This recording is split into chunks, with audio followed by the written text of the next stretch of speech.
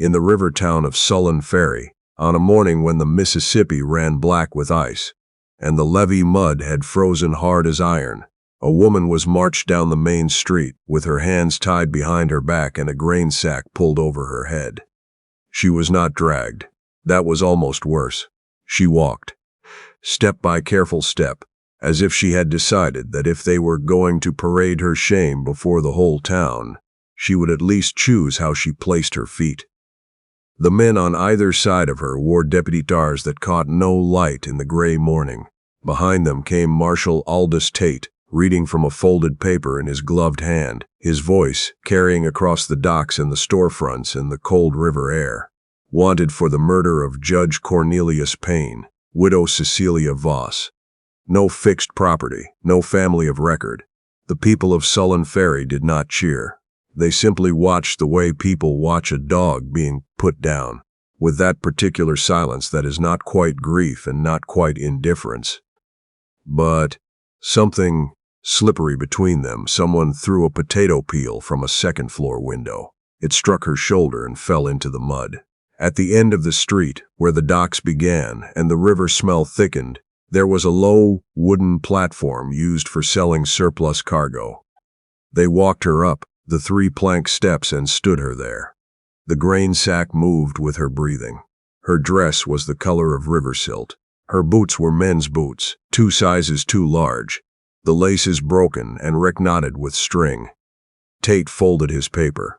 Widow Voss has been tried and found wanting by the county's lawful court, he announced. Her property has been surrendered to satisfy the claims against the late Judge Payne's estate. She has no money and no kin. She will be placed in service of any citizen willing to take her in for the winter, provided they sign the bond of custody. A bond of custody, not even the language of auction, just the paperwork of removal. The crowd was quiet. A few men looked at their boots. A few women turned away entirely. At the far edge of the dock stood Beckett Hale, a river salvage man who had been tying off his flatboat when the commotion drew him to the street. He was 42 years old, broad through the shoulders, with hands like old rope and a face that had spent most of its life outdoors, learning not to show what it thought. He had come to Sullen Ferry for iron chain and lamp oil, and nothing else. He had a salvage run to make, before the river froze solid and ice made the lower passage deadly. But Beckett Hale knew the sound a crowd makes when it has already decided someone is guilty.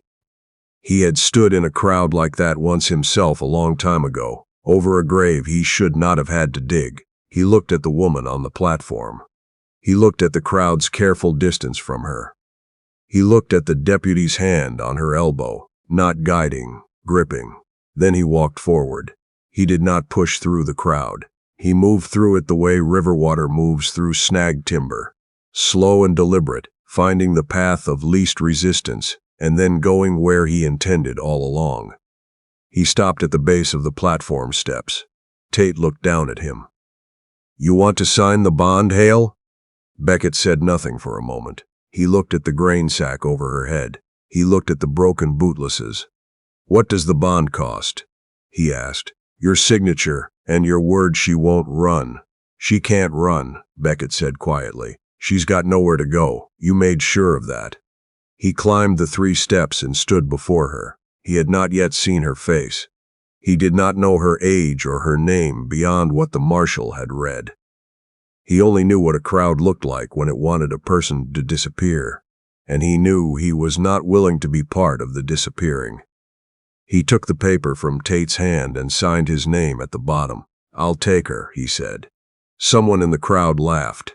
Someone else said something low and ugly that Beckett did not dignify by turning to hear. He reached out and untied the knot at the back of the grain sack and lifted it free. For the first time he saw her face. She was perhaps 35, though the bruise running along her jaw made it difficult to know. Dark hair cut unevenly just below her ears. A mouth pressed into a line so thin it looked like a seam.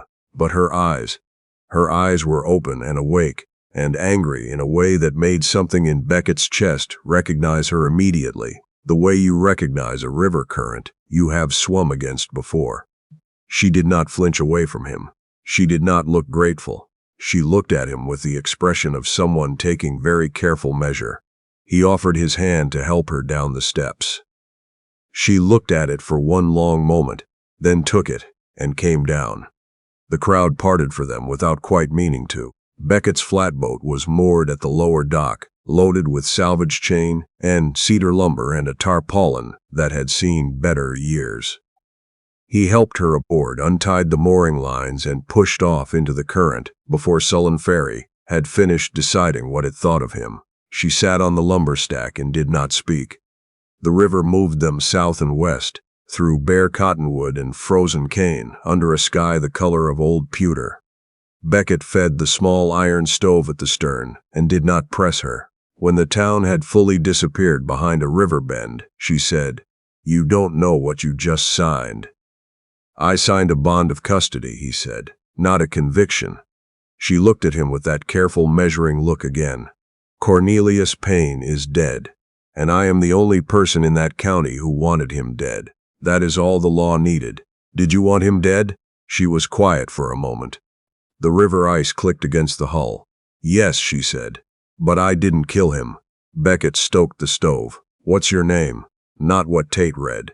"What do you actually go by?" "Cecilia," she said. "Cecilia Voss."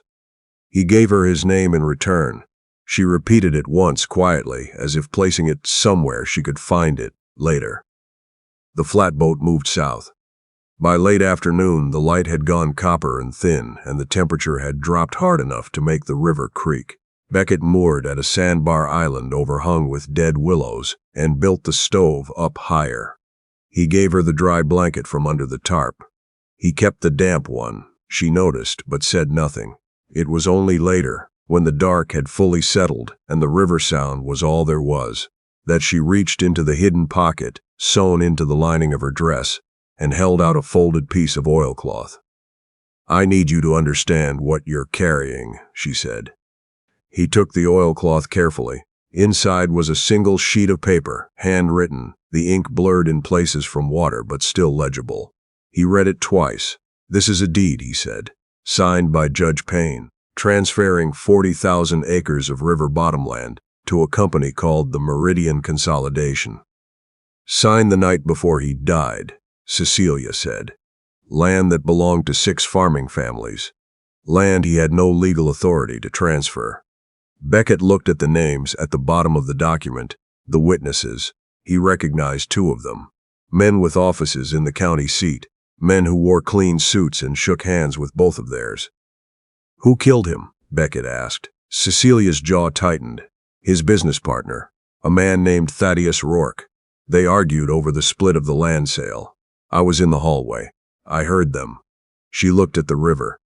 "I was there because Payne had ordered my husband's ferry license revoked the previous year. I came to appeal it in person. I had an appointment." A brief, bitter breath. "My husband died in the winter with no income and no license because of that man. I came to face him lawfully, and instead I witnessed Rourke beat him to death with a survey rod."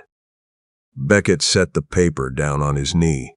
"When I told the deputy what I'd seen," Cecilia continued, "Rourke was standing in the room.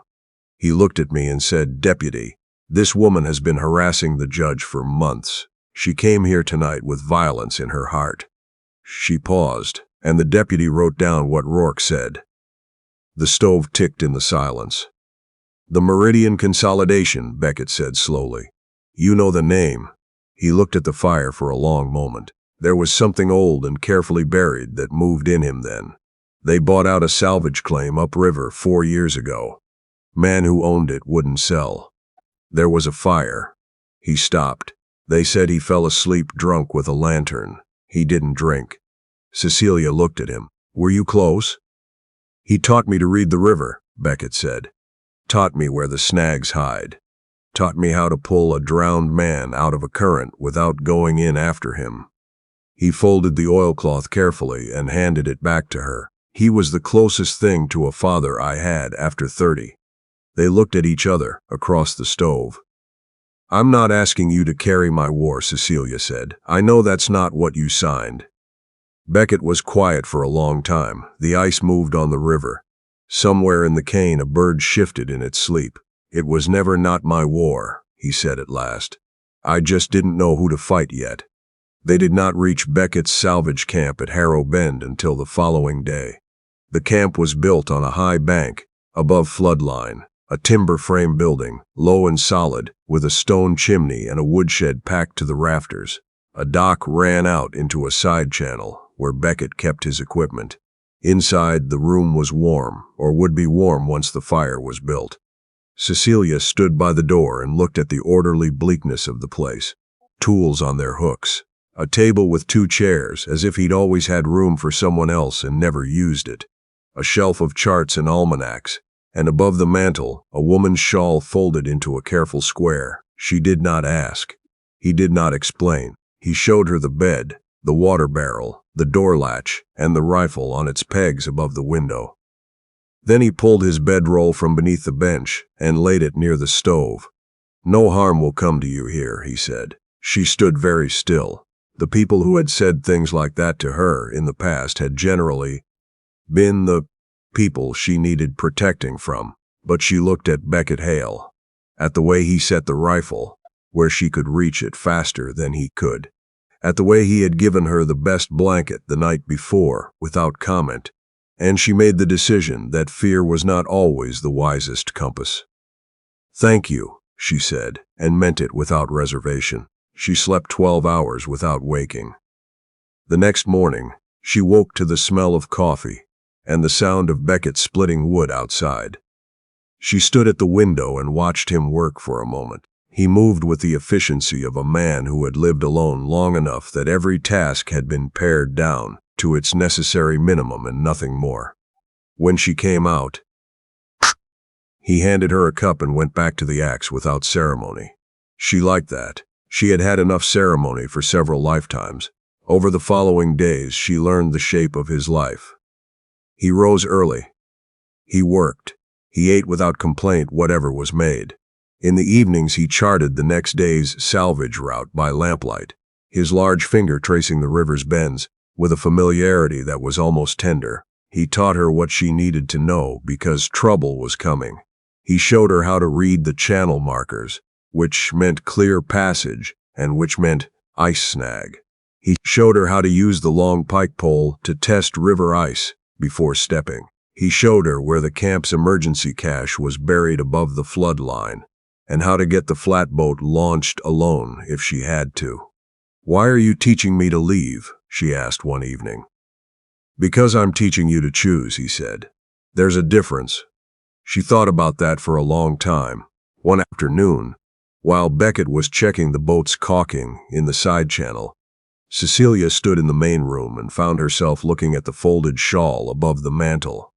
It was pale yellow, faded but carefully kept.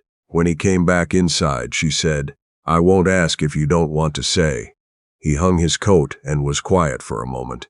"Her name was Lydia," he said at last. "She died of fever 3 winters ago.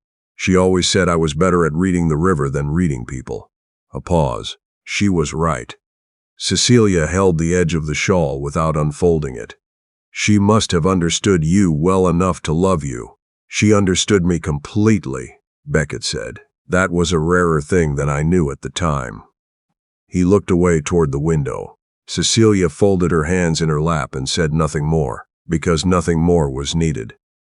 That night, the dogs at Harrow Bend started barking before she heard the horses.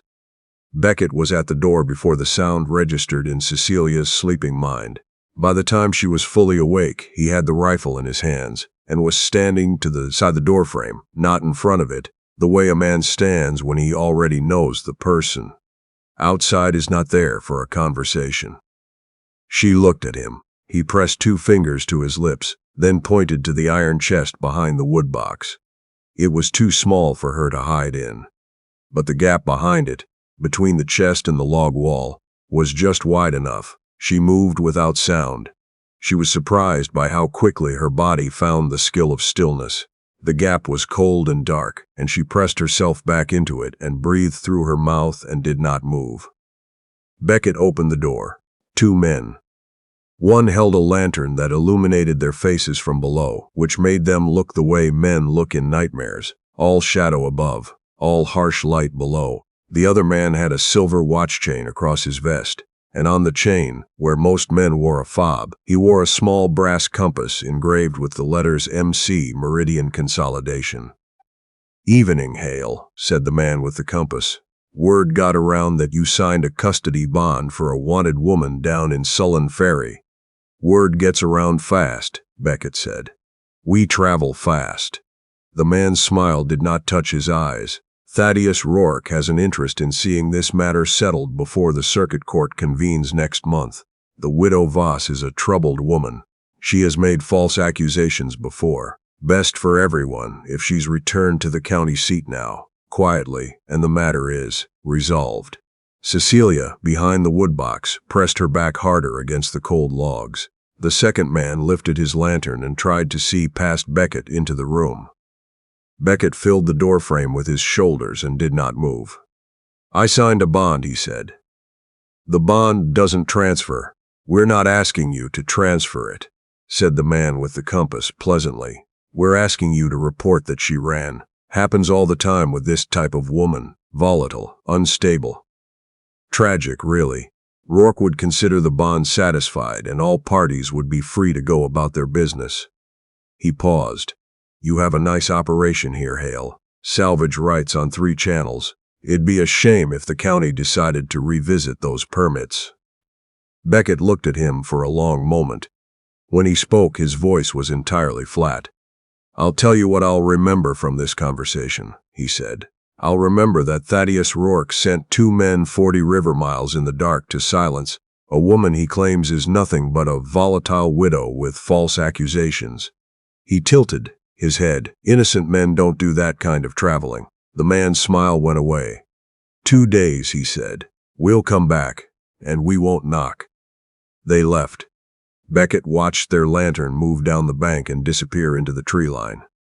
He waited until the horses were far enough away that he could no longer hear them.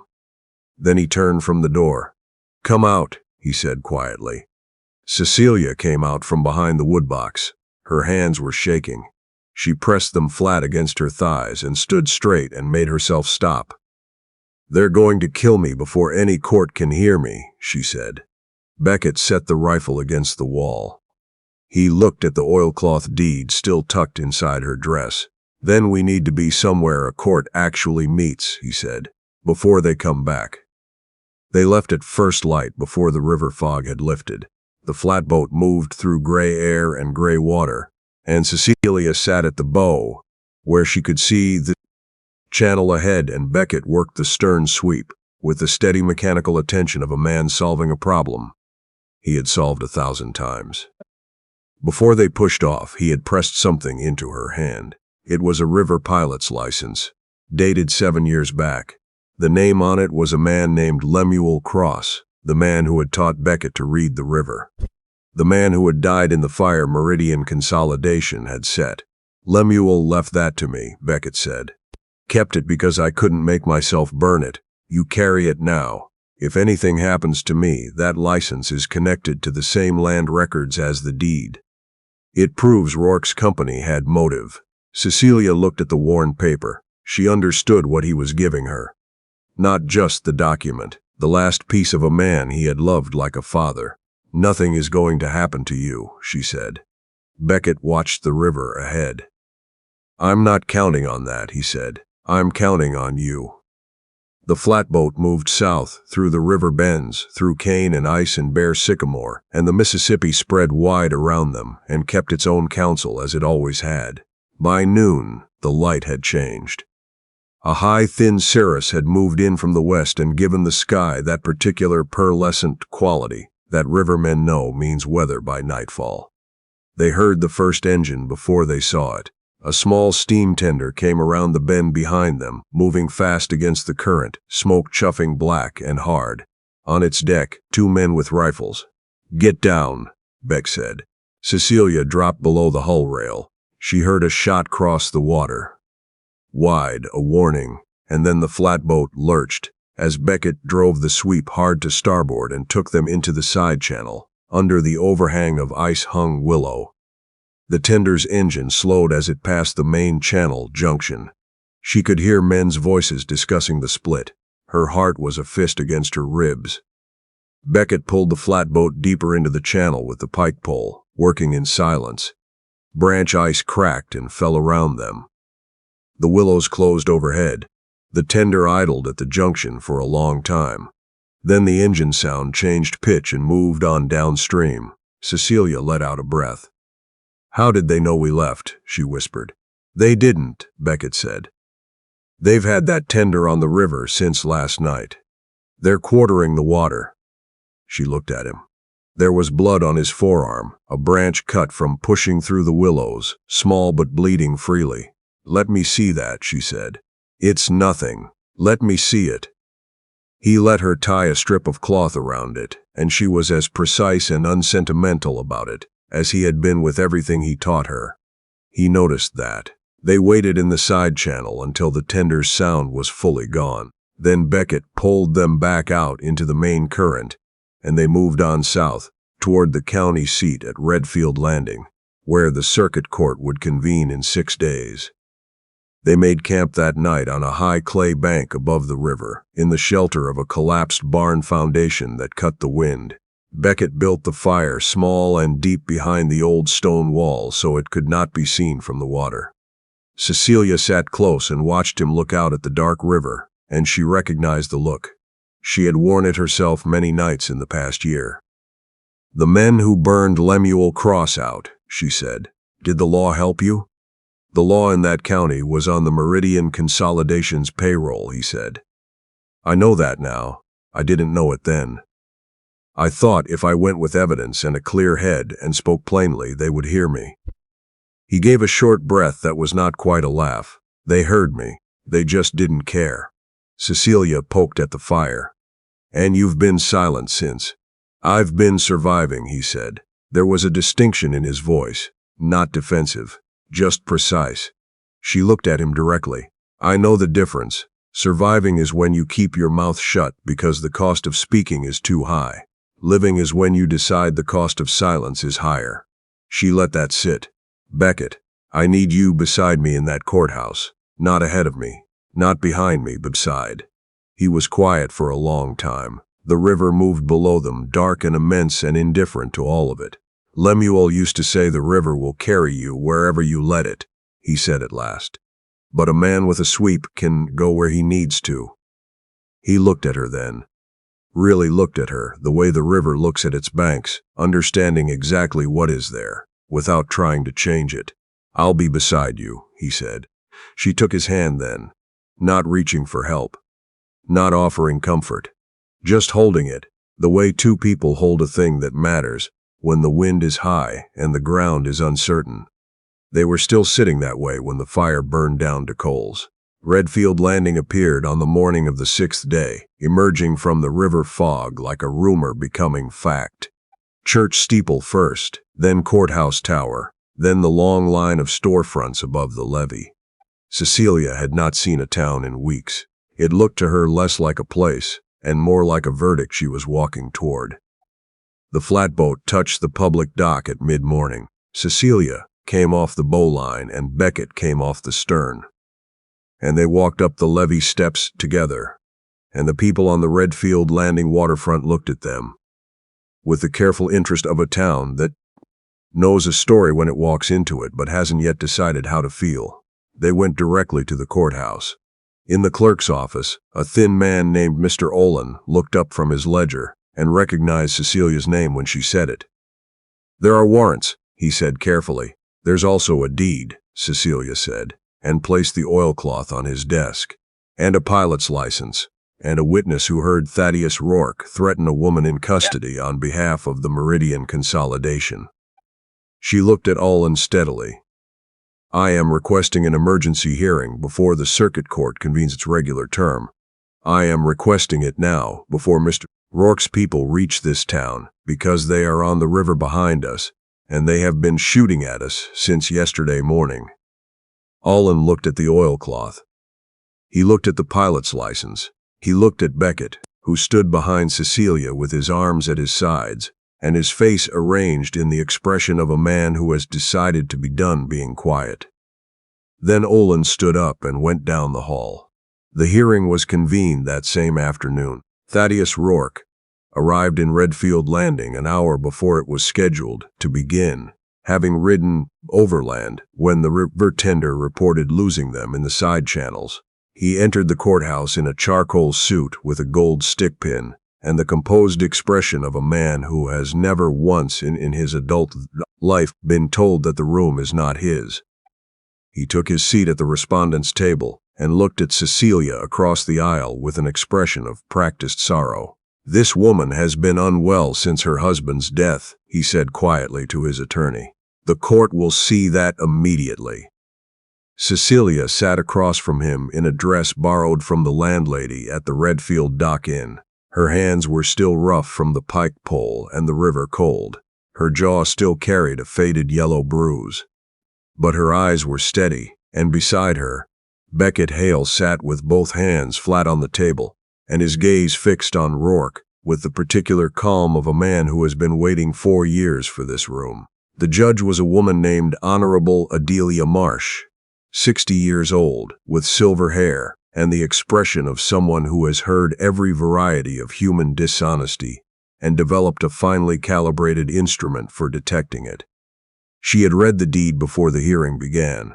She had read the pilot's license. She called the court to order with a single rap of her gavel. Cecilia testified first. She named the night. She named the room. She named the survey rod. She named the argument she had heard through the hallway door. Rourke demanding a larger share of the Meridian Consolidation land transfer, Payne refusing, the sound of the argument becoming something else, and then the silence. Rourke's attorney rose. "Your Honor, this woman had a documented grievance against the late judge. She came to his offices that evening in a state of agitation.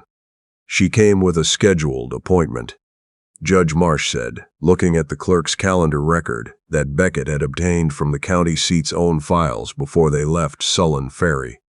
"Documented here. Sit down."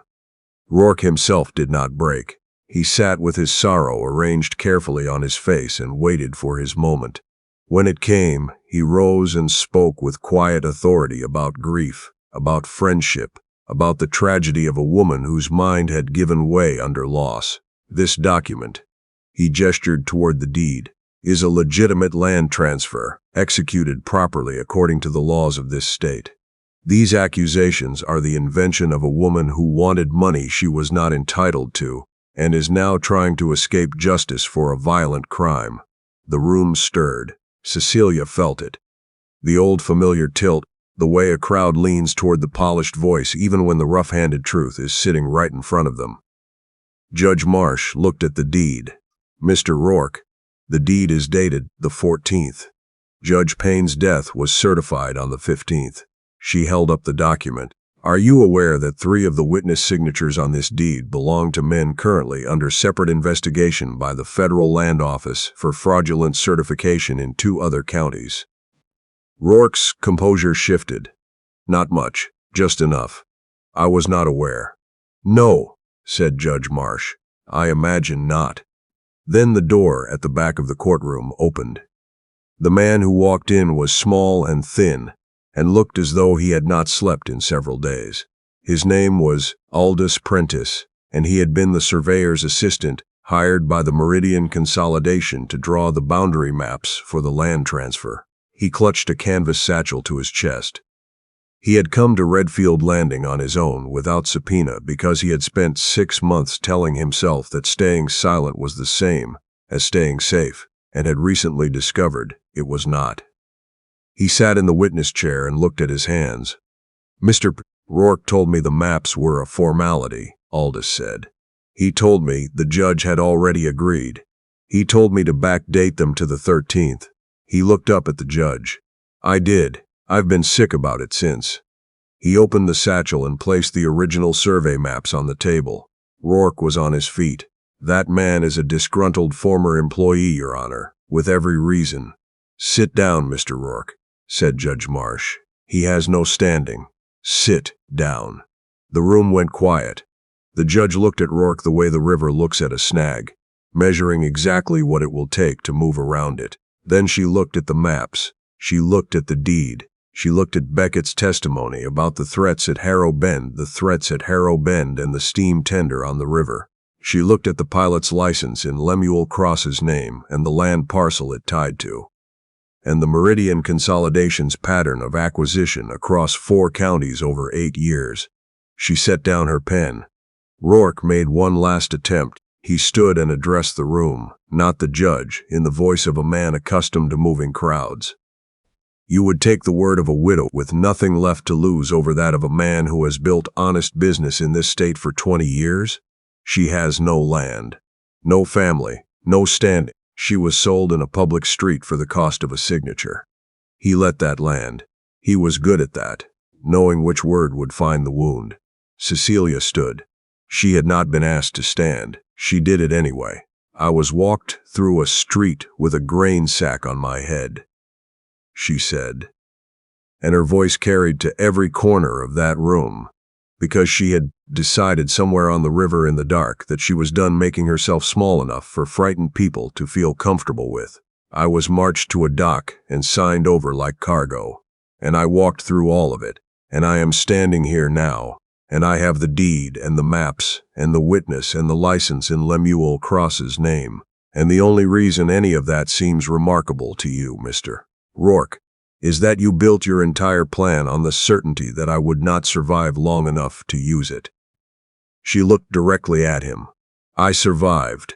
The courtroom was very still. Rourke looked around the room for the face of someone who would give him the old familiar shelter of doubt. He did not find one, not even among the men who had come from Sullen Ferry. Some of them were there. The deputy who had written down Rourke's version of events and not Cecilia's. The man at the dock who had looked away when the potato peel struck her shoulder. The woman who had turned her face and gone inside. They had ridden down for the hearing because news in river country travels fast along the water, and somewhere in all of them was the uncomfortable awareness of what their silence had helped protect. Rourke's attorney leaned close and said something quiet. Rourke shook his head. His attorney said it again, more urgently. Rourke sat down. Judge Adelia Marsh struck her gavel once.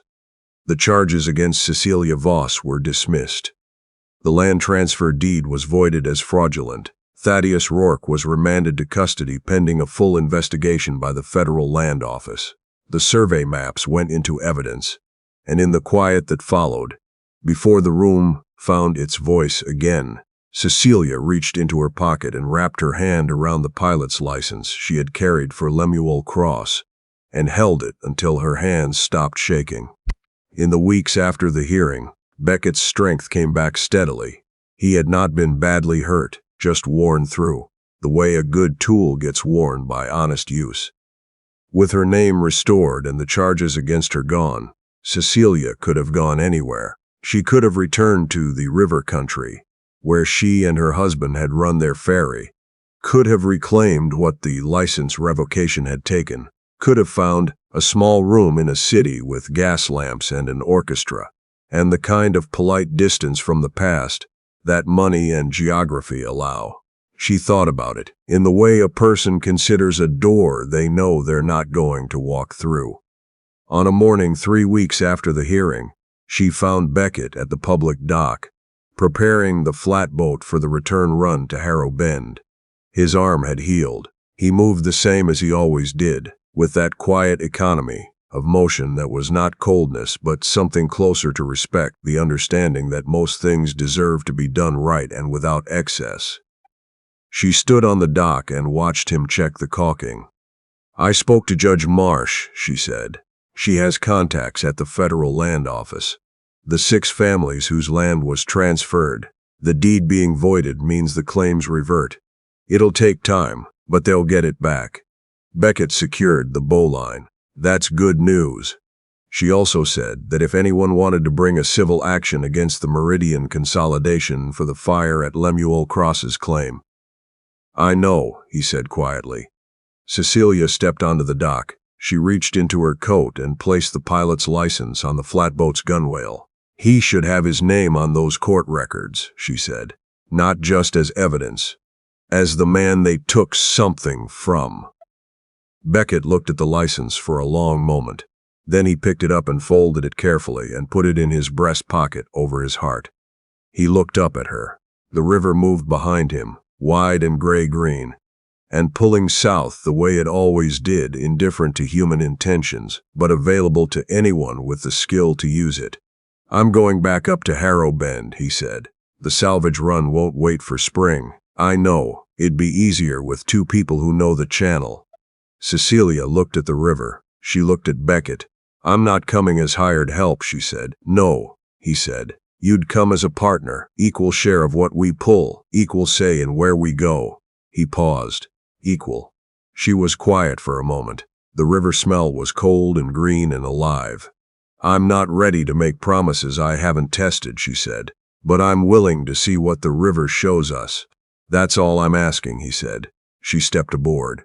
The flatboat pushed off from the Redfield Landing dock on a Tuesday morning in late November. With the river running high and the sky the color of pewter, and two people standing at opposite ends of the sweep, learning each other's weight, the town watched them go in the way. Mercy Crossing had learned to watch things, not with gossip this time, but with something quieter, the recognition that some stories do not resolve so much as they continue, and the continuing is the point. Back at Harrow Bend, above the fireplace where Lydia's yellow shawl still hung in its careful fold, Beckett would eventually nail something to the lintel above the door. Not a coin, not a deed. The pilot's license, in Lemuel Cross's name, preserved behind a thin sheet of river glass he had salvaged from a wrecked lantern. Not as a monument, as a reminder that the river takes and the river gives, and the people worth knowing are the ones who understand you cannot own either one. Only learn to read them, and go where you need to, and carry what matters with you when you do.